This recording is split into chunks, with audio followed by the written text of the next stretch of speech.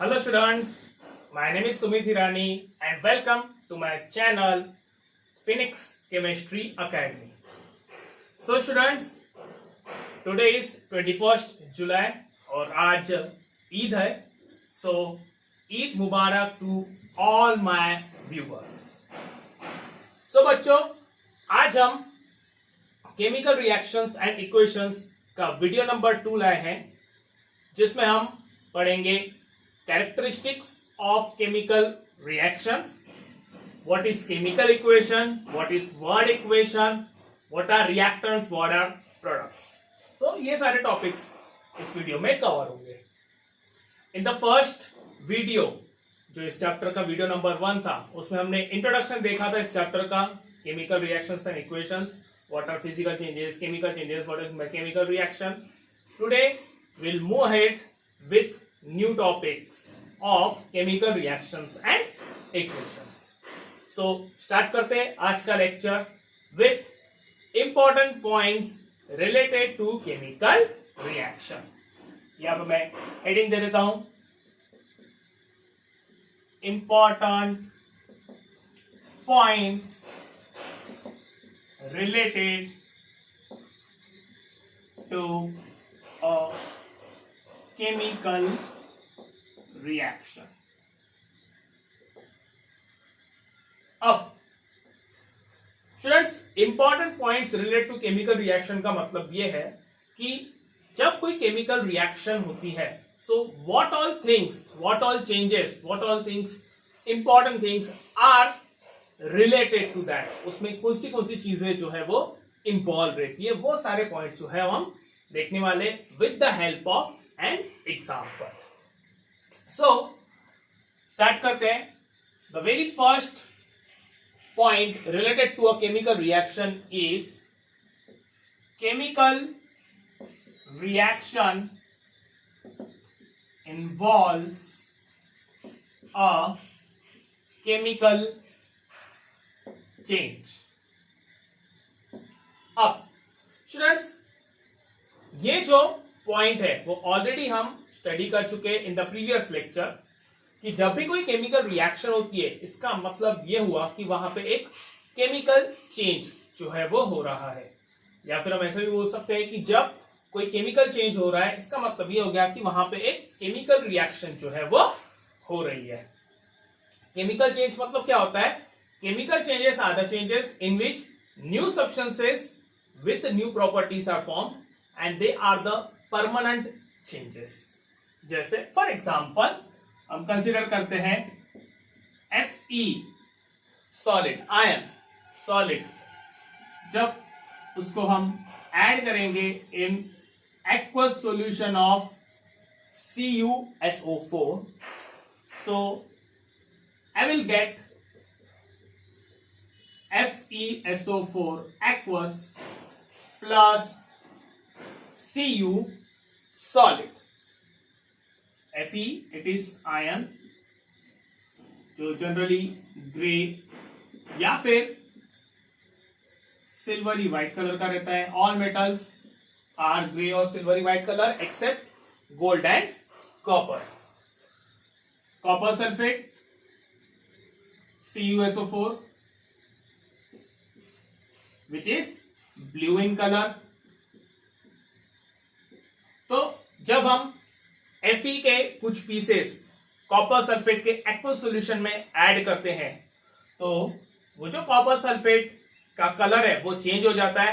From blue it turns into green due to the formation of ferrous sulphate. वहां पे reaction होती है Fe और CuSO4 की.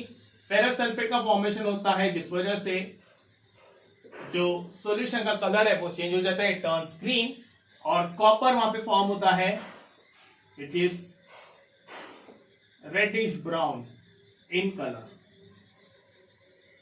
Copper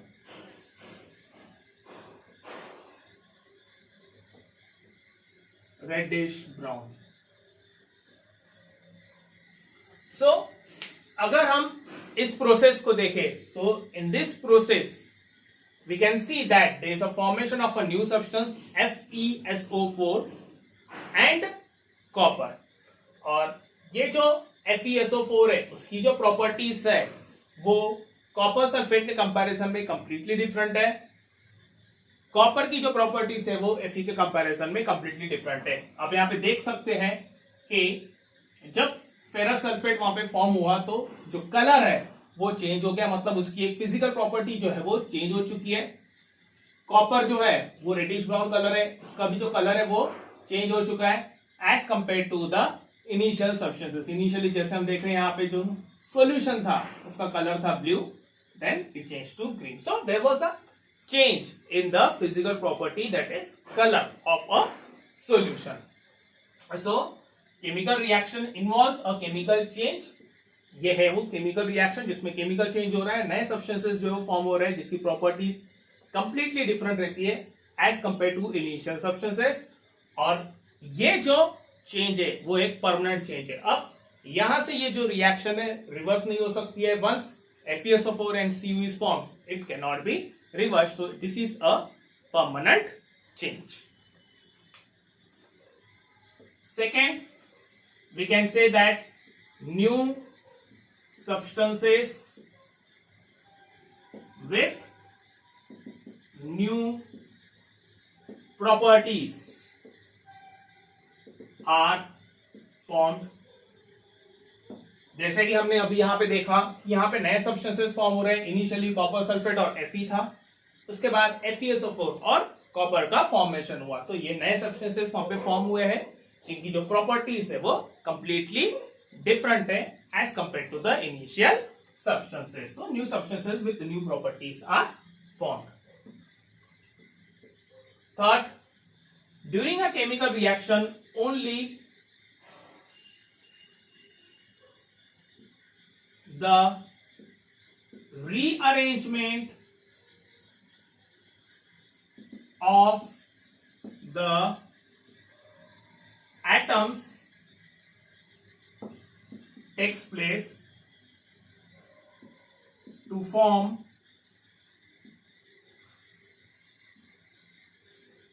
new substances with new properties। अब अगर हम इस रिएक्शन की बात कर रहे हैं तो इस रिएक्शन में सिर्फ जो एटम्स है उनकी जो प्लेस है वो चेंज हुई है, मतलब वो जो एटम्स है वो रीअरेंज हुए हैं in order to form a new substance.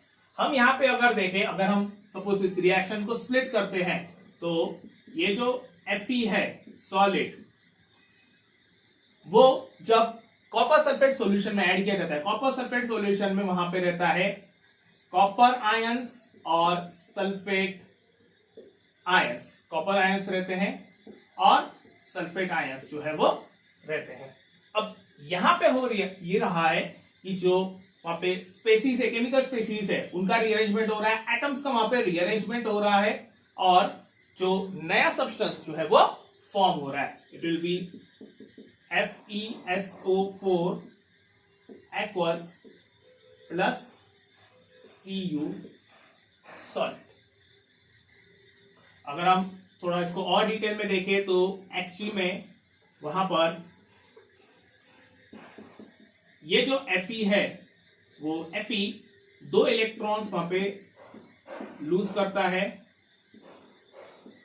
To form Fe2 positive और ये Cu2 positive plus SO4 negative. इस तरीके से होता है। ये जो Fe है वो कंबाइन होता है SO4 नेगेटिव के साथ और वहां पे फॉर्म होता है FeSO4। 2 इलेक्ट्रॉन्स जो है वो कंबाइन हो जाते हैं Cu2 पॉजिटिव के साथ टू फॉर्म Cu सॉलिड। सो अगर हम इस रिएक्शन में देखें तो यहां पे जो एटम्स है वो डिस्प्लेस हो रहे हैं, एटम्स का वहां पे रीअरेंजमेंट हो रहा है और नए सब्सटेंसेस जो है वो फॉर्म हो रहे हैं with new properties. Next, breaking of old bonds and formation of new bonds takes place. जब कोई केमिकल रिएक्शन होती है तो केमिकल रिएक्शन के वक्त जो ओल्ड बॉन्ड्स है, old bond in the sense जो इनिशियली सब्सटेंसेस रिएक्ट करते हैं उनके बॉन्ड्स जो है वो टूट के नए सब्सटेंसेस फॉर्म होते हैं विथ न्यू बॉन्ड्स, यानी नए बॉन्ड्स वहां पे फॉर्म होंगे तब जाके नए सब्सटेंसेस जो है वो फॉर्म होते हैं.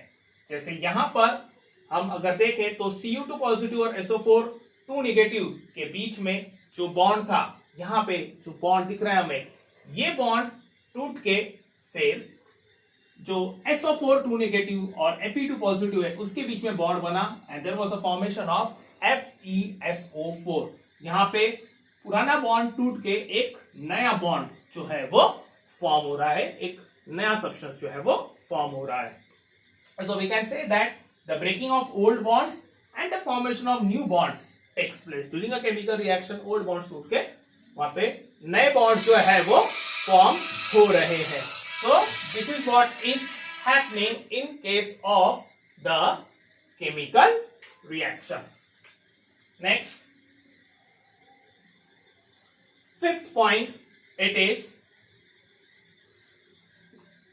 the atoms of old substances, or we can say that reacting substances do not change into atoms of other elements. Okay, atoms of reacting substances, or we can also say that कि जो elements वहां पे react कर रहे हैं उनके atoms of the reacting elements do not change into atoms of the other element.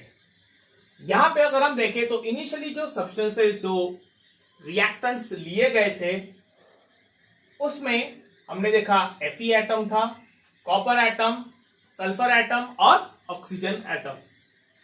Reaction complete होने के बाद जो नए प्रोडक्ट्स, नए सब्सटेंसेस वहां पे फॉर्म हो रहे हैं उसमें भी अगर हम देखें तो Fe, सल्फर, ऑक्सीजन और कॉपर ही प्रेजेंट है. मतलब कि जो इनिशियली हमने एटम्स लिए थे फाइनली भी हमें वही एटम्स मिले हैं.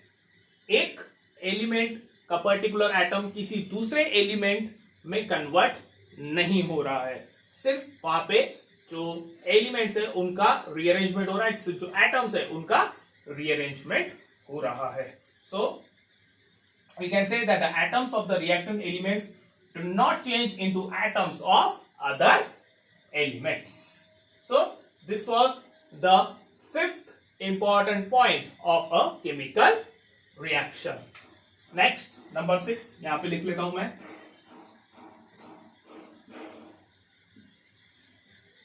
Sixth point is that the atoms or the substances which are undergoing a chemical reaction are called as reactants. Substances that undergo a chemical reaction are called reactants. जो substances react करते हैं, जो substances involve रहते हैं chemical reaction में, उनको reactants जो है वो कहा जाता है. अगर हम इस रिएक्शन की बात करें तो इस रिएक्शन में Fe और कॉपर सल्फेट जो है उनको कहा जाएगा reactants because they are reacting with each other. Next, substances that are formed after a chemical reaction are called products. Reaction complete होने के बाद जो न्यू सब्सटेंसेस वहां पे फॉर्म हो रहे हैं, उन न्यू सब्सटेंसेस को कहा जाता है प्रोडक्ट्स। जैसे इस पर्टिकुलर रिएक्शन में FeSO4 that is ferrous sulphate और कॉपर का फॉर्मेशन हो रहा है। सो इन दो सब्सटेंसेस को कहा जाएगा products. The new substances with new properties which are form, those are called as the products.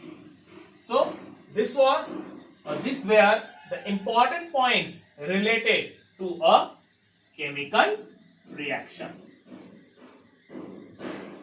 Please note कर ले ये सारे points.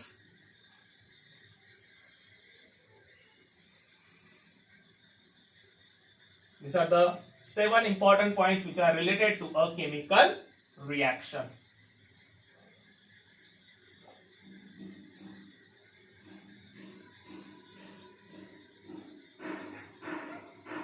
ओके, नोट कर लिए सारे points.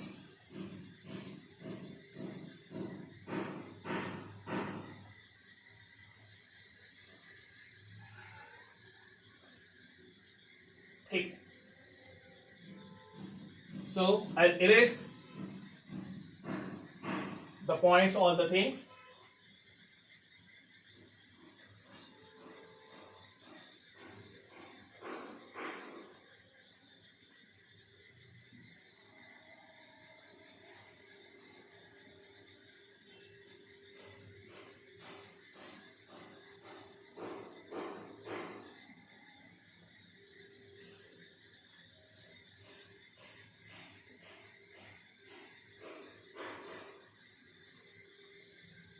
Okay, now the next topic of ours is the activity that is burning of a magnesium ribbon. Next जो topic आपके किताब में दिया हुआ है, आपके टेक्स्ट बुक में दिया हुआ है, it is an activity that is burning of magnesium ribbon.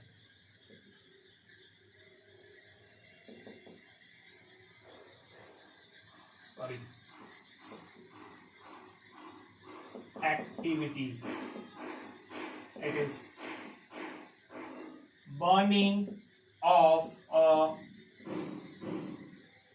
magnesium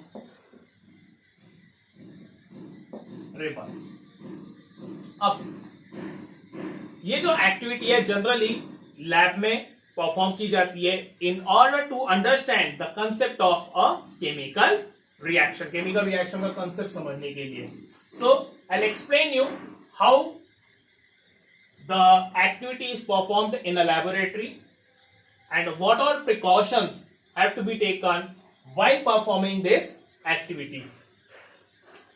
please note करें कि ये जो एक्टिविटी है burning of a magnesium ribbon, इससे रिलेटेड बोर्ड एग्जाम में क्वेश्चंस आते हैं। I will tell you what all questions can come related to this topic. पहले मैं पूरा जो एक्टिविटी है वो आपको एक्सप्लेन कर देता हूं। नाउ इस एक्टिविटी में जनरली मैग्नीशियम रिबन और I can say magnesium metal in the form of ribbon जो है वो लिया जाता है। So generally we take a magnesium ribbon 4 to 5 centimetre long, 4 या 5 सेंटीमीटर लंबी एक मैग्नीशियम रिबन जो है वो ली जाती है। नाउ इसके अलावा we need a instrument that is pair of tongs. Pair of tongs, अगर आप केमिस्ट्री लैब में जाओगे तो केमिस्ट्री लैब में आपको एक इंस्ट्रूमेंट दिखता है, वहां पे pair of tongs which is used to hold the substances. जब हम मैग्नीशियम रिबन को बर्न करते हैं तो we never take magnesium ribbon in our hand, क्योंकि इस प्रोसेस में मैग्नीशियम रिबन को बर्न किया जाता है और अगर हम मैग्नीशियम रिबन को डायरेक्टली हाथ में पकड़ते हैं सो इट कैन हर्ट और इंजर आवर हैंड। इसीलिए जब मैग्नीशियम रिबन को पकड़ा जाता है, so it is generally taken with the help of pair of tongs to hold a magnesium ribbon.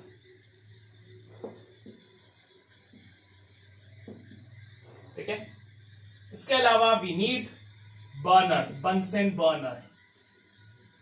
Chemistry lab में बंसन बर्नर रहती है, तो बंसन बर्नर को हमें वहां पे ऑन करना पड़ता है, and with the help of that Bunsen burner we generally burn the magnesium ribbon. Now these are the requirements for the activity burning of a magnesium ribbon. अब इसका प्रोसीजर क्या है? Now while doing this activity, as I said कि हमें जो magnesium ribbon है वो हमें होल्ड करना पड़ता है with the help of pair of tongs. So with the help of that pair of tongs हम उसको पकड़ते हैं and we bring it near the Bunsen burner. जो बंसन बर्नर है उसके सामने हम लाते हैं, नियर द फ्लेम, और जब वो मैग्नीशियम रिबन फ्लेम के कांटेक्ट में आ जाता है, so it starts burning, it starts combusting and it burns with dazzling white flame. So यहां पे मैं प्रोसीजर लिख लेता हूं कि bring a magnesium ribbon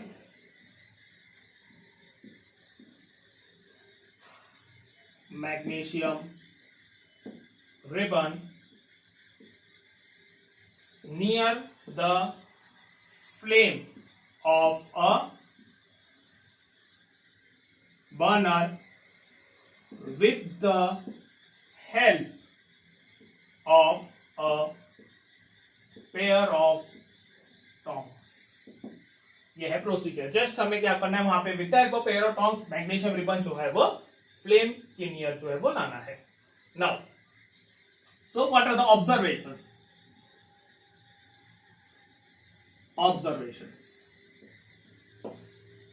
अब जैसे कि मैंने बताया कि जब वो मैग्नीशियम रिबन बर्न होती है, it Burns with dazzling white flame. Dazzling means very bright.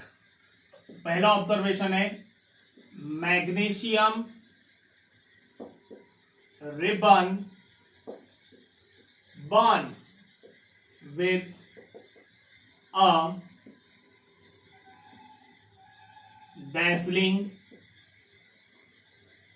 मतलब वेरी ब्राइट, मतलब उसकी जो इंटेंसिटी रहती है, वो जो वहां पे बर्न होती है, तो उस वक्त जो फ्लेम वहां पे प्रोड्यूस होती है, जो लाइट वहां पे प्रोड्यूस होती है, उसकी जो इंटेंसिटी है वो बहुत ज्यादा रहती है। It is very bright white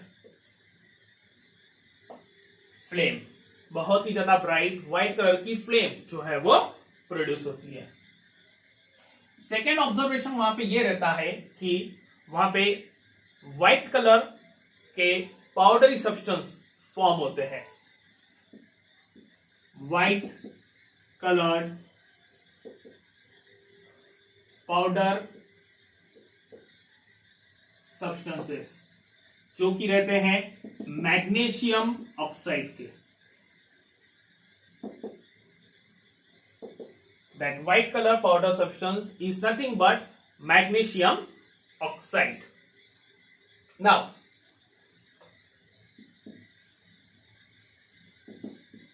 what is the reaction? इसमें कौन सी रिएक्शन जो है वो हो रही है?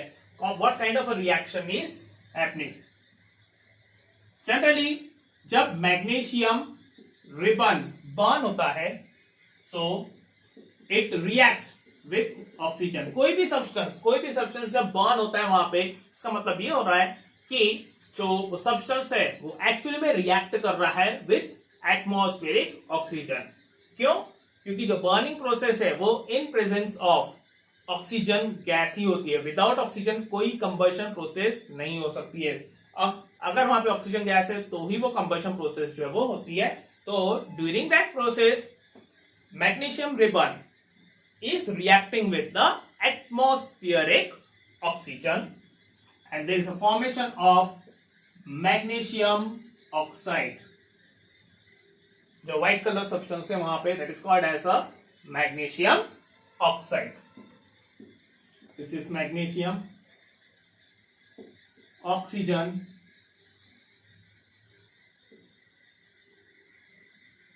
and this is magnesium oxide. So this is the reaction which is involved in that process burning of a magnesium ribbon. ये reaction जो है ये reaction it is an unbalanced reaction, unbalanced chemical equation है. Unbalanced in the sense कि जो number of atoms है various elements on the reactant and on the product side they are not equal, they are not same. यहाँ पे हम अगर देखें तो एक सिंगल मैग्नीशियम है, यहाँ पे भी सिंगल मैग्नीशियम एटम है, तो मैग्नीशियम एटम जो वो बैलेंस्ड है. यहाँ पे देखा जाए तो इट इज O2 मतलब दो ऑक्सीजन एटम्स है और यहाँ पे सिर्फ एक सिंगल O है मतलब एक ही ऑक्सीजन एटम है. इसका मतलब ये हो गया कि ऑक्सीजन एटम्स है वो बैलेंस नहीं है, तो उसको बैलेंस करना पड़ेगा. For that purpose we change the coefficient.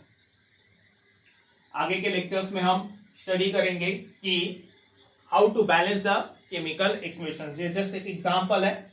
So I have multiplied MgO by 2 to balance the number of oxygen atoms. I am not going to change this number of atoms हम change नहीं करेंगे, उसका formula change नहीं करेंगे, सिर्फ coefficient जो है वो चेंज करेंगे. तो यहाँ पर 2 से मल्टीप्लाई किया सो ट्वाइस Mg और ये रहेंगे दो oxygen atoms. So oxygen atoms जो है वो बैलेंस हो गए, यहाँ पे भी दो, यहाँ पर भी दो. बट ये जो 2 है ये 2 Mg के साथ भी वहां पे मल्टीप्लाई हो रहा है. इसका मतलब ये हुआ कि जो मैग्नीशियम एटम्स है वो चेंज हो गए, वो 2 हो गए. तो I will multiply magnesium atom by 2. ठीक है, इस तरीके से केमिकल इक्वेशंस जो है उसको बैलेंस किया जाता है. So this were the observations during the activity burning of a magnesium ribbon जो हम ऑब्जर्व करते हैं. ओके, नोट कर लीजिए सब लोग.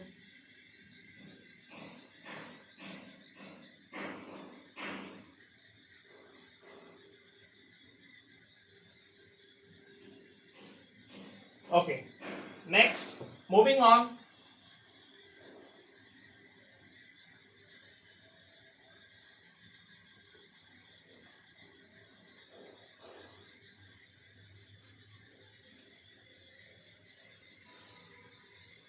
Next, it is precautions.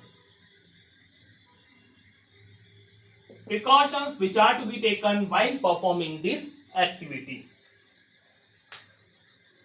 जब हम कोई भी एक्सपेरिमेंट या कोई भी एक्टिविटी परफॉर्म करते हैं लैब में तो कुछ प्रिकॉशंस जो है वो लिए जाते हैं. Because if you are going in a chemistry lab तो वहां पे बहुत सारे केमिकल्स रहते हैं, बहुत सारी चीजें रहती है जिनको प्रॉपर्ली हैंडल करना जरूरी रहता है. तो एवरी एक्सपेरिमेंट में वहां पर प्रिकॉशंस रहते ही हैं. सिमिलरली ये जो एक्टिविटी है बर्निंग ऑफ मैग्नीशियम रिबन, इसमें भी कुछ प्रिकॉशंस जो है वो दिए गए हैं. There are in all 3 precautions given. So the first one is magnesium ribbon should be cleaned with a sandpaper to remove the layer of magnesium oxide. Okay. जो मैग्नीशियम रिबन हम कंसिडर करते हैं, जो मैग्नीशियम रिबन एक्सपेरिमेंट परफॉर्म करने के लिए या फिर मैग्नीशियम रिबन जो हम बर्न करने के लिए यूज करते हैं, उस मैग्नीशियम रिबन को बर्न करने से पहले सैंड पेपर से रब करना बहुत जरूरी है. It should be cleaned with the help of a sand paper. Now why, क्यों ऐसा? मैग्नीशियम जो है it is actually a reactive metal, वो एक रिएक्टिव मेटल है और जनरली जब मैग्नीशियम रिबन मॉइस्ट एयर के कांटेक्ट में आता है तो वो जो मैग्नीशियम रिबन है वो रिएक्ट करता है with the moist air to form magnesium oxide.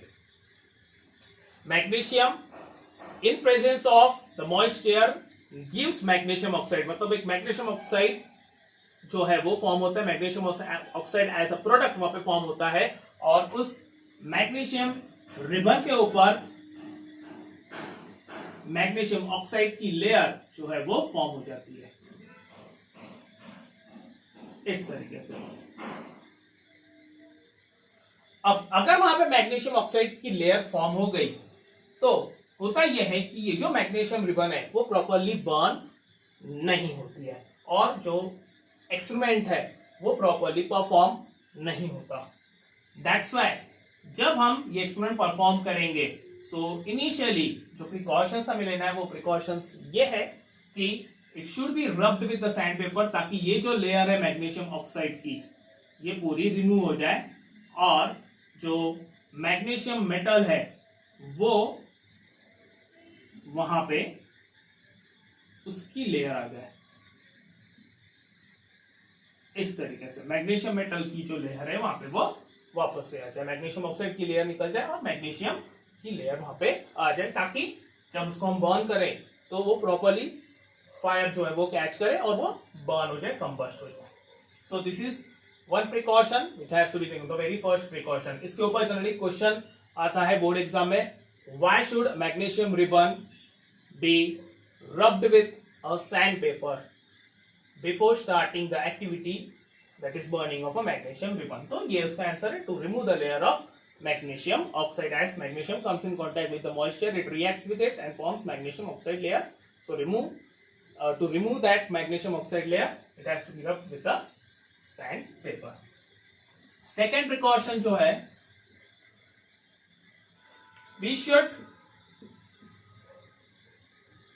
keep the burning magnesium ribbon away from eyes or should wear eyeglasses or sunglasses. जो मैग्नीशियम रिबन है मैं आपको बता चुका हूं कि जब मैग्नीशियम रिबन बर्न होती है तो it burns with a dazzling white flame, that is very bright white flame. तो वो जो फ्लेम रहती है वो फ्लेम की इंटेंसिटी बहुत ज्यादा रहती है, व्हाइट कलर की फ्लेम रहती है और उसकी इंटेंसिटी बहुत ज्यादा रहती है. और अगर सपोज वो वहां पे उस डैजलिंग व्हाइट फ्लेम को हम बहुत ज्यादा क्लोज डायरेक्टली वहां पे देख रहे हैं so it may affect our eyes. Okay, और कभी कभी ऐसा होता है कि वहां पे धुंधला जो है वो दिखता है, तो वो ना होना चाहिए. इसीलिए we should keep it away from our eyes or we should wear eye glasses. The third precaution is we should not touch the white powder of magnesium oxide immediately formed after the burning process. Okay, magnesium ribbon burn होने के बाद जो immediately white colour का powder वहां पे form होता है that is of magnesium oxide, तो इमीडिएटली हमें उसे टच नहीं करना चाहिए. क्यों? क्योंकि अगर हम इमीडिएटली उसे टच करते हैं तो it can burn our fingers, it can burn our palm. क्योंकि वो जो मैग्नीशियम ऑक्साइड व्हाइट कलर का पाउडर वहां पे फॉर्म होता है वो बहुत ज्यादा हॉट रहता है, बहुत ज्यादा हीटेड रहता है, उसका टेम्परेचर बहुत ज्यादा रहता है. तो अगर हम डायरेक्टली उसको टच करते हैं तो it may burn our palm. So in order to avoid such accident we should not touch that white powder immediately. तो यह है वो 3 precautions which has to be taken while performing the activity burning of a magnesium ribbon. Please ये points note कर लीजिए. and then we'll move ahead with our next topic. Generally इस point के ऊपर, इसके ऊपर जनरली क्वेश्चन जो है वो बोर्ड एग्जाम में पूछा जाता है.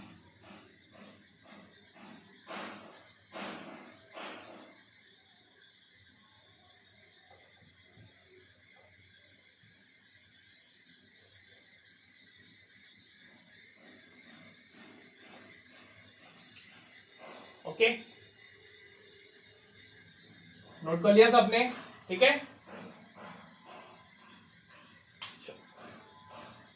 सो मैं मिटा देता हूं ये एक्टिविटी.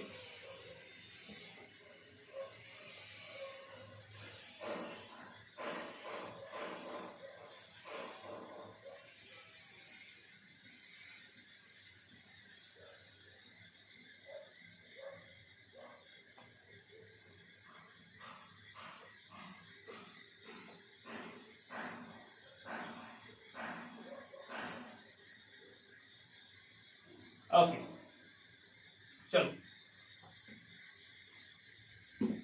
सो नेक्स्ट टॉपिक है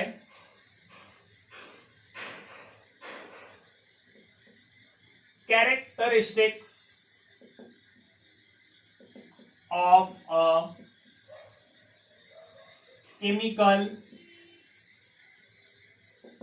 reaction. Characteristics of a chemical reaction. Now,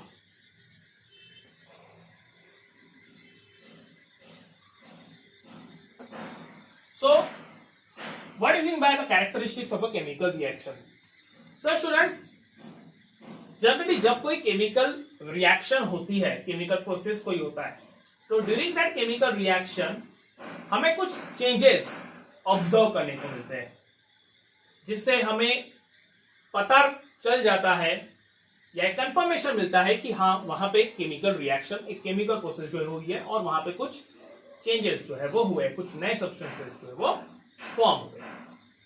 तो वो जो ऑब्जर्वेबल चेंजेस रहते हैं which occurs during a chemical reaction are called as the characteristics of a chemical reaction.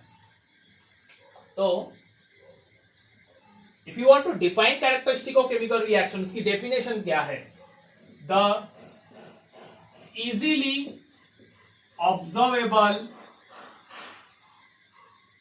changes or features during a chemical reaction are called as characteristics of a chemical reaction. The easily observable changes or features during a chemical reaction, जो changes हम easily वहां पे observe कर सकते हैं during a chemical reaction, जो features है उसके, उनको कहा जाता है characteristics of a chemical reaction. In all there are 5 characteristics of chemical reaction. वहां पे 5 कैरेक्टरिस्टिक्स हैं. पहली है इवोल्यूशन ऑफ अ गैस. पहली जो कैरेक्टरिस्टिक है that is evolution of a gas. दूसरी है चेंज इन कलर. कुछ रिएक्शंस जो है उसमें कलर जो है वो चेंज होता है, और कलर अगर चेंज हुआ तो वो एक कंफर्मेशन रहता है कि एक केमिकल प्रोसेस है, केमिकल रिएक्शन जो है वो हुई है. Next it is change in state. बहुत बार ऐसा हो जाता है कि केमिकल रिएक्शन में जो रिएक्टेंट्स रहती है उनकी स्टेट अलग रहती है और जो प्रोडक्ट्स रहते हैं उनकी जो स्टेट रहती है वो अलग रहती है. So there is a change in the state of a substance. Next change in temperature. कुछ रिएक्शंस ऐसी रहती है जिसमें जो टेम्परेचर है वो टेम्परेचर या तो बढ़ जाता है या फिर घट जाता है। मतलब कुछ रिएक्शंस में वहां पे heat which is a form of energy, heat energy वो रिलीज होती है जिस वजह से टेम्परेचर राइज हो जाता है। और कुछ ऐसी रिएक्शंस रहती है जिसमें हीट एनर्जी जो है वो एब्सॉर्ब होती है और टेम्परेचर कम हो जाता है। That is called as endothermic reaction. So जिसमें टेम्परेचर कम या ज्यादा होगा, that is called as, that is actually a characteristic of a chemical reaction, change in the temperature of a chemical process or chemical reaction. When there is an increase in the temperature, heat energy release हो रही है, temperature बढ़ रहा है, so those are generally called as the exothermic reactions. और कुछ ऐसे reactions रहते हैं जिसमें heat energy absorb होती है, temperature कम हो जाता है, तो those are called as the endothermic reactions or endothermic processes. तो change in temperature is a characteristic of a chemical reaction. And the last, it is formation of a precipitate. Formation of a precipitate. इसमें जो है precipitate का मतलब होता है an insoluble substance formed during a chemical reaction. Solid insoluble substance. बहुत बार ऐसा हो जाता है कि जो रिएक्शंस होती है, रिएक्शंस में एक सॉलिड इनसोल्यूबल सब्सटेंस जो है वो फॉर्म होता है, एक सॉलिड सब्सटेंस फॉर्म हो जाता है, वो नीचे सेटल हो जाता है और उस रिएक्शन मिक्सचर में वो डिसॉल्व नहीं होता है, तो that is called as a precipitate. उसको प्रेसिपिटेट जो है वो कहा जाता है। नोट कर ले points and then we will see the reactions which involve all these 5 characteristics.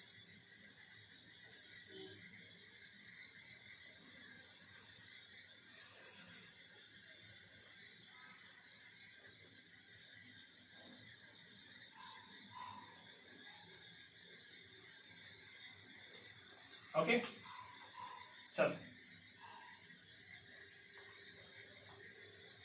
सो हम स्टार्ट करते हैं with the very first characteristic, that is evolution of a gas.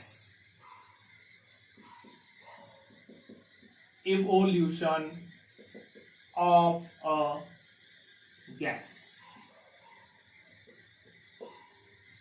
अब इसका एग्जाम्पल है, the most common example, burning of coal.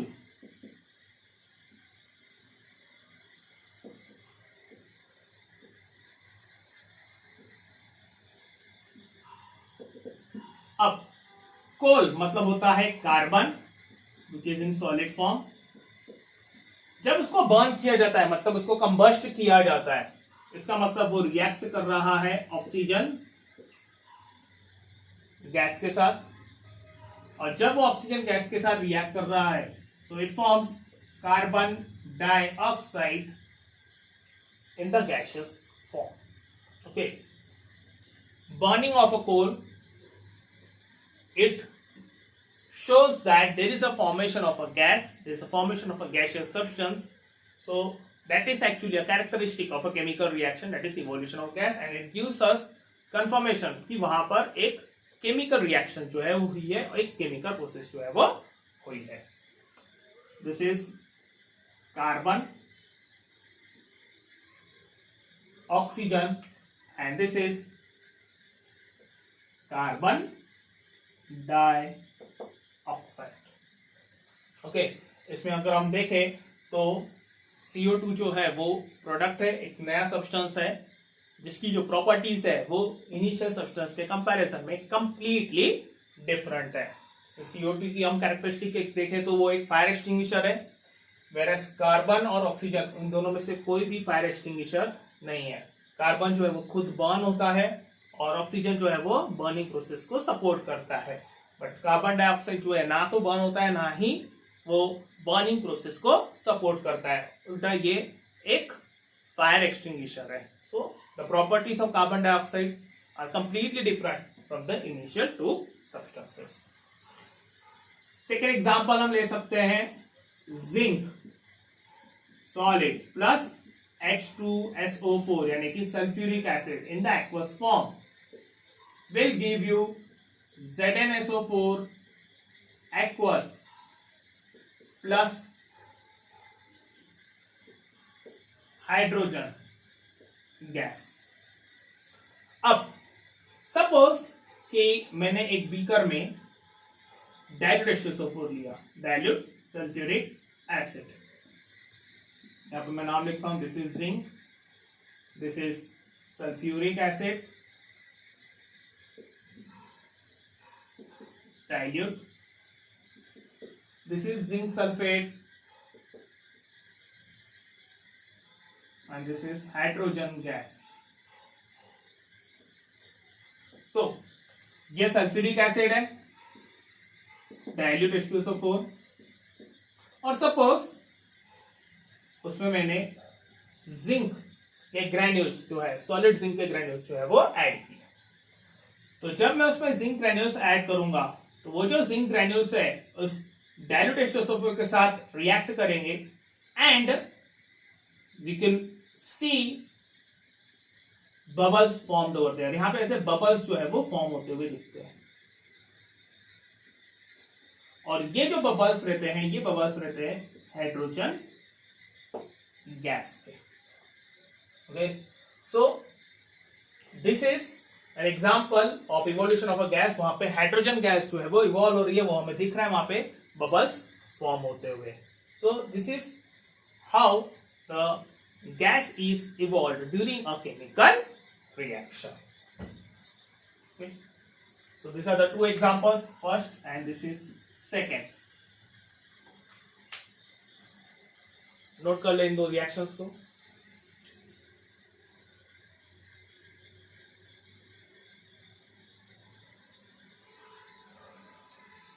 ठीक है, note कर लिया।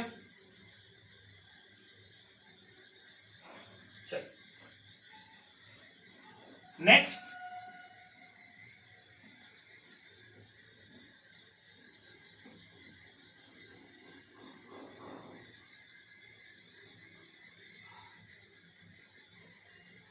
सेकेंड जो कैरेक्टरिस्टिक है, second characteristic, it is change in colour. Change in colour. अब change in colour, the most common example जो हमने लेक्चर के स्टार्टिंग में, वीडियो के स्टार्टिंग में ही देखा था, Fe आयन जब वो रिएक्ट करेगा एक्वस कॉपर सल्फेट के साथ, so it will form FeSO4 aqueous plus Cu salt. Fe जब CuSO4 के साथ रिएक्ट करता है तो फेरस सल्फेट का फॉर्मेशन होता है और कॉपर जो है वो एज अ सॉलिड वहां पे डिपॉजिट होता है। Fe का अगर कलर देखा जाए तो इट इज ग्रे और silvery white, this is ion. Copper sulphate, it is blue in colour.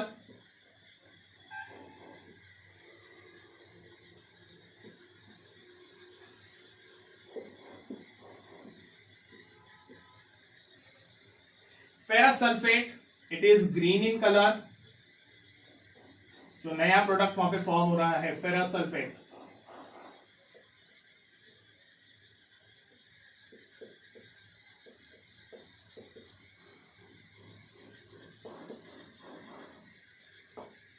वो ग्रीन कलर का रहता है, और जो लास्ट वहां पे फॉर्म होगा copper which is reddish brown in colour.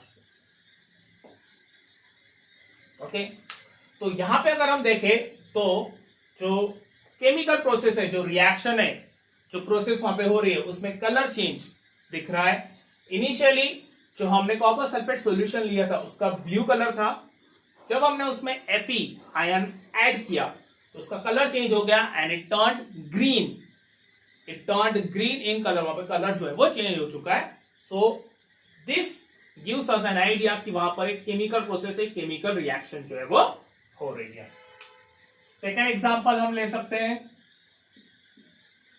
Zinc solid, again it is reacting with copper sulphate aqueous. Zinc again वो मेटल है, so it will be grey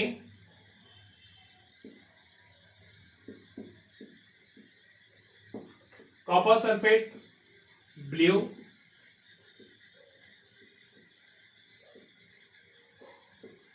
there will be formation of ZnSO4 aqueous जो कि colourless रहेगा,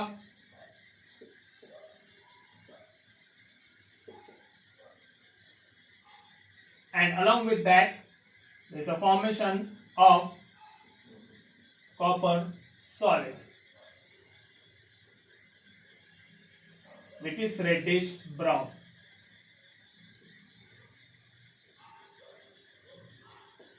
ठीक है. सो इस reaction में भी अगर हम देखें तो इनिशियली जो सॉल्यूशन का कलर रहता है वो रहता है ब्लू. जैसे ही वहां पे रिएक्शन होती है, जैसे ही वहां पे जिंक के ग्रेन्यूल्स ऐड किए जाते हैं तो वो उस कॉपर सल्फेट सॉल्यूशन के साथ रिएक्ट करके एक कलरलेस सॉल्यूशन जो है वो फॉर्म करता है which is of ZnSO4. So we can see a change in the colour. वहां पे कलर का जो है वो चेंज होता है. सो this is the characteristic of a chemical reaction. This reaction shows that there is a change in the color. So these are the examples of the characteristic change in color. Note कर लीजिए इसको.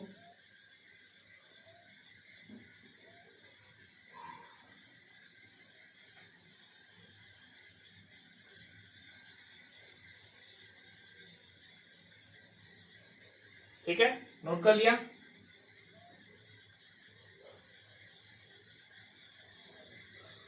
Next,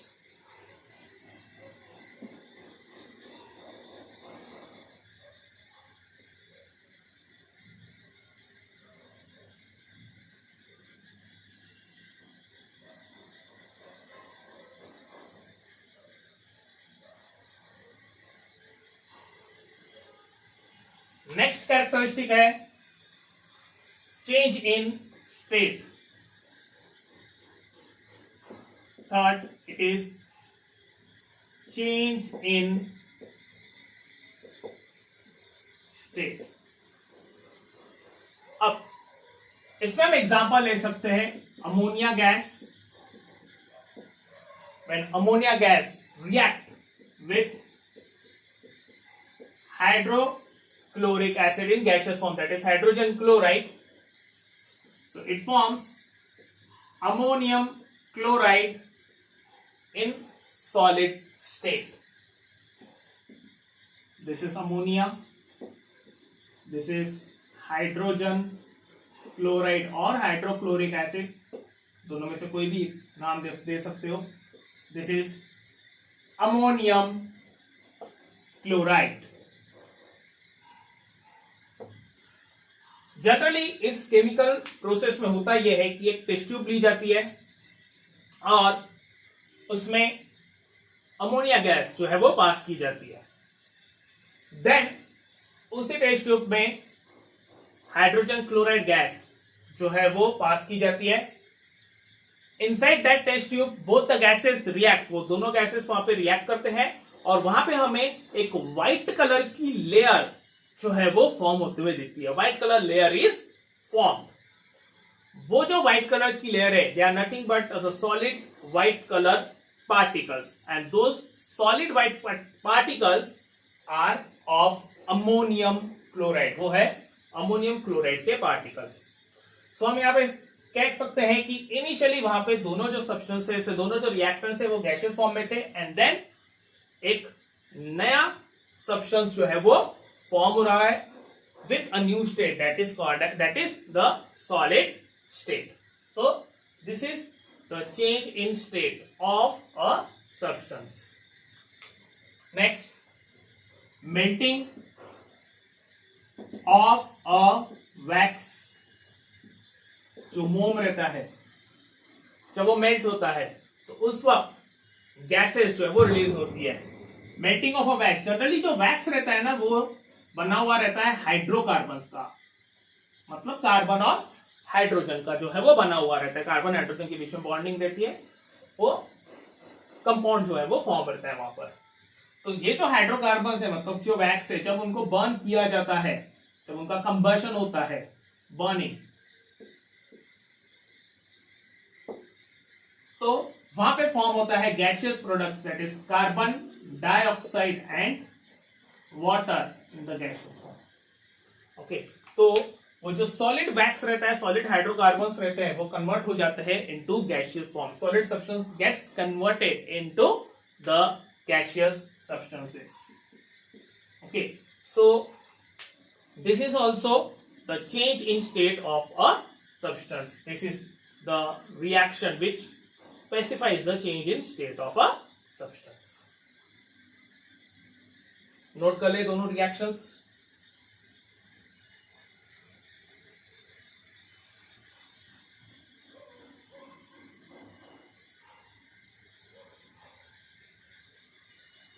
ठीक है,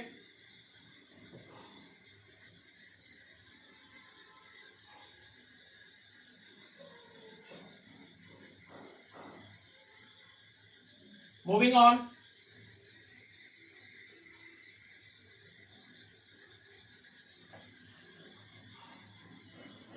next जो हमारी characteristic है number 4, that is change in temperature. Change in temperature, ठीक है। नाउ चेंज इन टेम्परेचर का मतलब यह होता है कि there is either increase in the temperature or decrease in the temperature. अब जब वहां पे टेम्परेचर इंक्रीज या डिक्रीज होता है तो that is called as the exothermic reaction और it is called as the endothermic reaction. Either there is a change in the temperature or there is an increase in the temperature or there is a decrease in the temperature. Now, अब अगर इसके examples की हम बात करें तो इसके examples क्या, पहले मैं यहां पे लिख लेता हूं एक्सोथर्मिक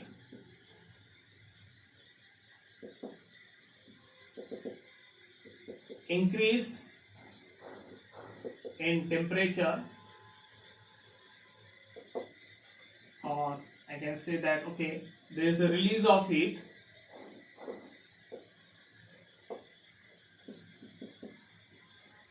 endothermic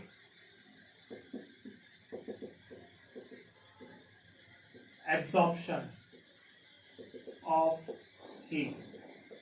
यहाँ पे टेम्परेचर इंक्रीज होता है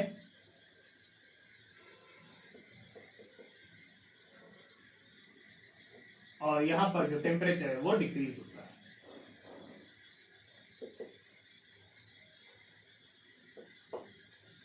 ठीक है, अब एक्सोथर्मिक रिएक्शन, अब हम यहां पे एग्जांपल्स देखेंगे जिसमें एक्सोथर्मिक रिएक्शन भी इन्वॉल्व होंगी और एंडोथर्मिक भी होंगी, यानी वहां पे टेम्परेचर इंक्रीज भी होगा, टेम्परेचर डिक्रीज भी होगा। पहला जो एग्जांपल है वो है calcium oxide reacting with liquid water. तो जब कैल्शियम ऑक्साइड वाटर के साथ रिएक्ट करता है it forms calcium hydroxide in aqueous form और अलॉन्ग विद दैट वहां पे हीट जो है वो रिलीज होती है। जनरली कैल्शियम ऑक्साइड वो सॉलिड फॉर्म में रहता है, it is called as lime or quick lime, और इसका जो केमिकल नेम है वो है कैल्शियम ऑक्साइड। तो जब वो वाटर में ऐड किया जाता है, सपोज हमने बीकर में वाटर लिया और उसमें हमने कैल्शियम ऑक्साइड क्विक लाइम जो है वो ऐड किया, सो वहां पे कैल्शियम हाइड्रोक्साइड जो है वो फॉर्म होता है। और अगर हम उस बीकर को टच करते हैं after formation of calcium hydroxide, जब वहां पे हमने कैल्शियम ऑक्साइड ऐड किया था वाटर में और रिएक्शन हुई थी, जब हम उस बीकर को टच करते हैं तो we can feel the heat, हम वो हीट जो है वो फील कर सकते हैं। सो this is slaked lime calcium hydroxide.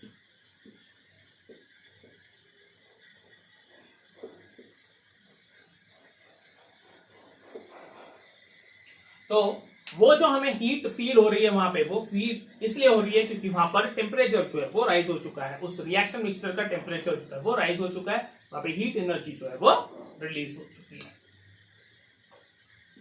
Second example जो हमने कुछ देर पहले ही देखा था, zinc solid plus dilute H2SO4 that is aqueous H2SO4 will give you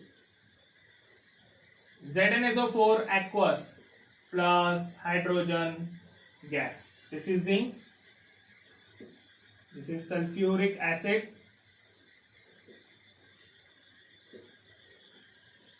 zinc sulfate and hydrogen gas. Okay, again इसमें भी सिमिलरली वहां पर हीट एनर्जी जो है वो रिलीज होगी।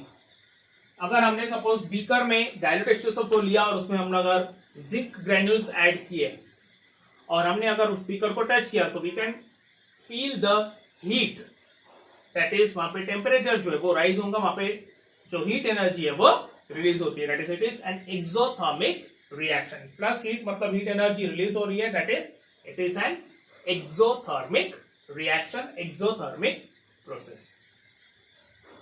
अब ये जो रिएक्शन है, हम ये रिएक्शन ऑलरेडी एक पर्टिकुलर कैरेक्टरिस्टिक में जो है वो पढ़ चुके हैं, that is evolution of a gas.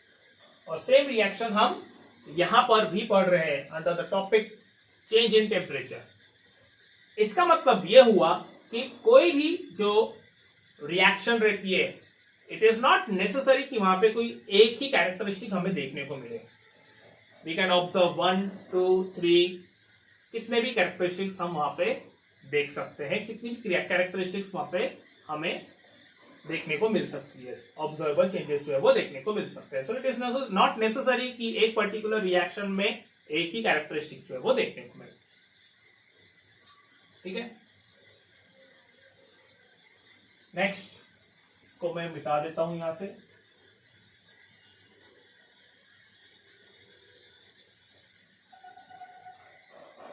Note कर लीजिए वो दोनों reactions.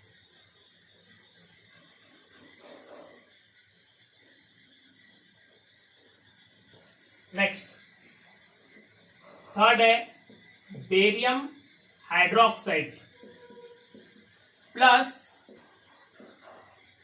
NH4Cl, that is ammonium chloride।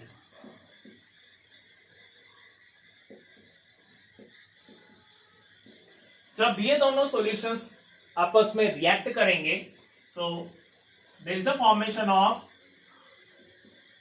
BaCl2 ammonia and water. और इस रिएक्शन में हीट जो है वो एब्सॉर्ब होती है, heat energy is absorb, that is it is a endothermic, it is an endothermic process, एक एंडोथर्मिक रिएक्शन है। जब एक्सोथर्मिक रिएक्शन होती है तो उसमें हीट एनर्जी इवॉल्व होती है और टेम्परेचर राइज होता है, लेकिन जब एंडोथर्मिक रिएक्शन होती है तो हीट एनर्जी एब्सॉर्ब होती है और उस रिएक्शन मिक्सचर का जो टेम्परेचर है वो कम हो जाता है, वो डिक्रीज हो जाता है। तो इन दिस रिएक्शन वहां पे टेम्परेचर जो है वो कम हो जाएगा, सिंस हीट एनर्जी जो है वो ऑब्जॉर्ब हुई है तो टेम्परेचर डिक्रीज हो जाता है। द रिएक्शन, ये रिएक्शन जो है वो बैलेंस नहीं है, तो ये बैलेंस है। यहां पे अगर हम देखें तो 2 क्लोरीन है यहां पे और यहां पे एक ही क्लोरीन है, तो will multiply it by 2, so you get 2Cl। Next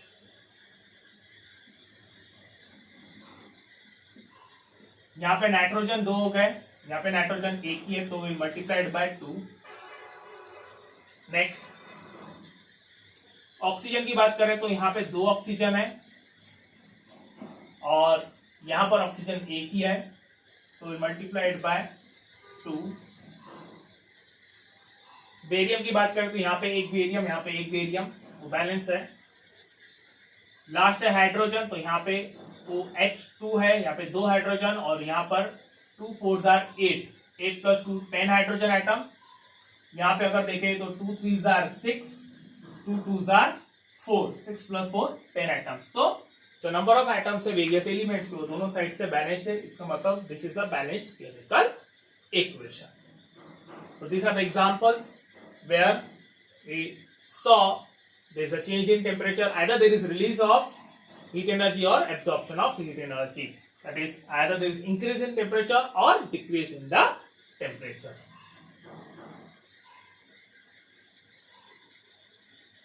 Okay. Now, so the last characteristic, it is formation of a precipitate. Note कर लीजिए reaction.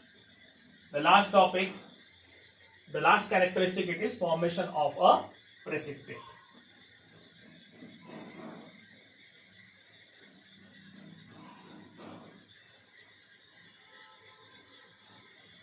ठीक है, मिटा दे.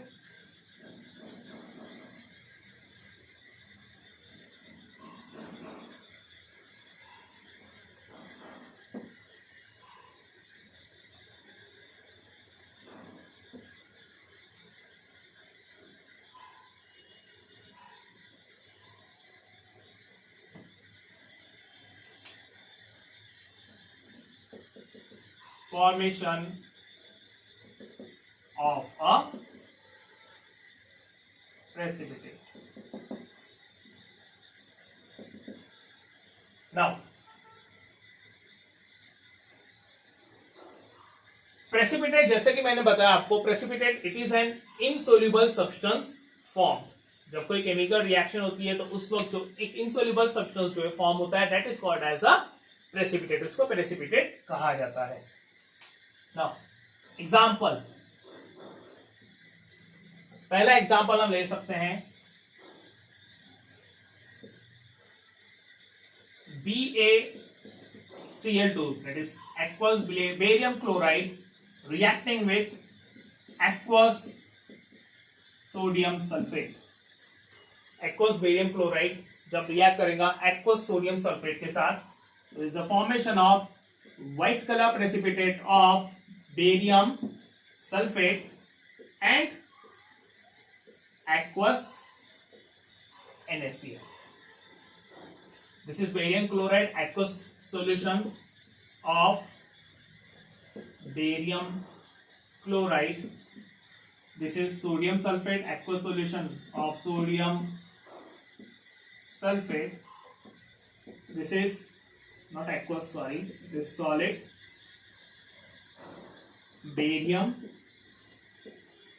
sulfate which forms a white color precipitate, and this is sodium chloride, aqueous sodium chloride. तो इस reaction में अगर हम देखें तो वहां पे एक व्हाइट कलर का प्रेसिपिटेट जो है वो फॉर्म हो रहा है, व्हाइट कलर का इनसोल्यूबल सब्सटेंस फॉर्म हो रहा है, that is barium sulphate. Second example हम ले सकते हैं AgNO3 aqueous plus sodium chloride aqueous. This is silver nitrate and this is sodium chloride.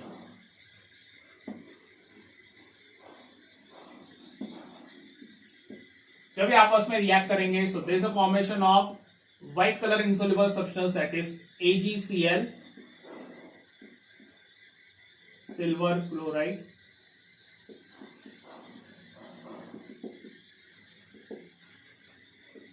plus NaNO3, that is silver nitrate, sorry, sodium nitrate.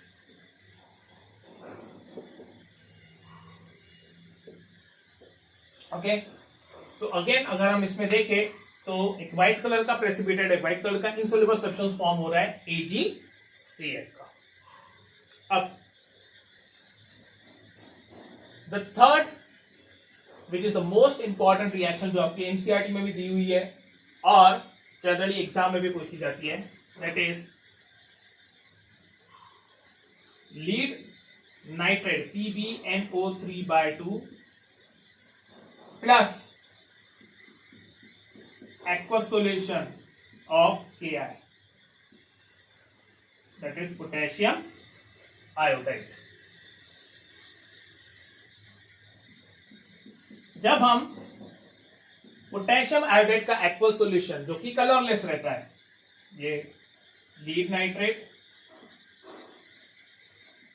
which is colorless, and this is potassium iodide, it is also colorless. तो जब ये दोनों colourless aqueous solutions को mix किया जाता है, so there is a formation of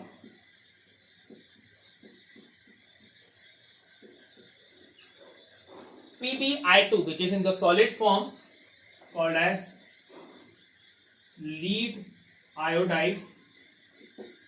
solid form में जो है वो प्रेजेंट रहता है, सॉलिड सब्सटेंस जो है वो फॉर्म होता है, दैट इज कि एक पीपीटी वहां पे फॉर्म होता है, उसका कलर रहता है yellow, yellow precipitate, and along with that there is a formation of KNO3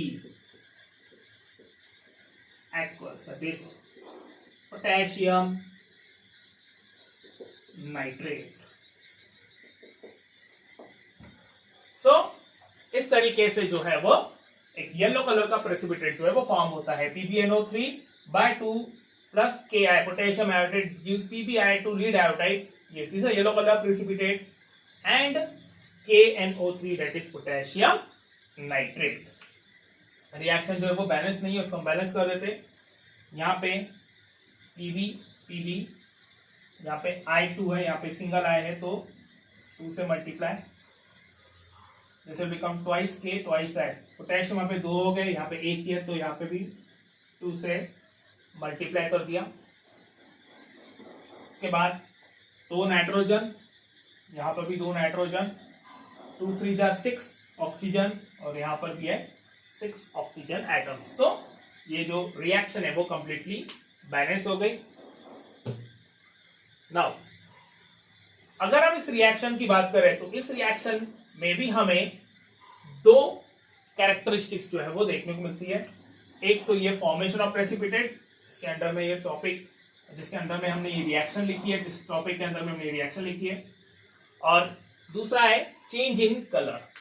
अगर हम इस रिएक्शन को देखें तो जो हमने इनिशियल 2 सब्सटेंसेस लिए थे वो कलरलेस थे, और जो फाइनल वहां पे प्रोडक्ट फॉर्म हुआ है लीड आयोडाइड का, पोटेशियम PbI2 का, वो था येलो कलर, यानी वहां पे येलो कलर सब्सटेंस जो है वो फॉर्म हुआ है, यानी कि वहां पे हमें कलर चेंज देखने को मिला है. KNO3 it is also colourless, ये भी जो है ये कलरलेस है. This is also a colourless substance. So यहां पर जो है हमें एक और प्रॉपर्टी, एक और कैरेक्टरिस्टिक देखने को मिलती है, that is change in colour.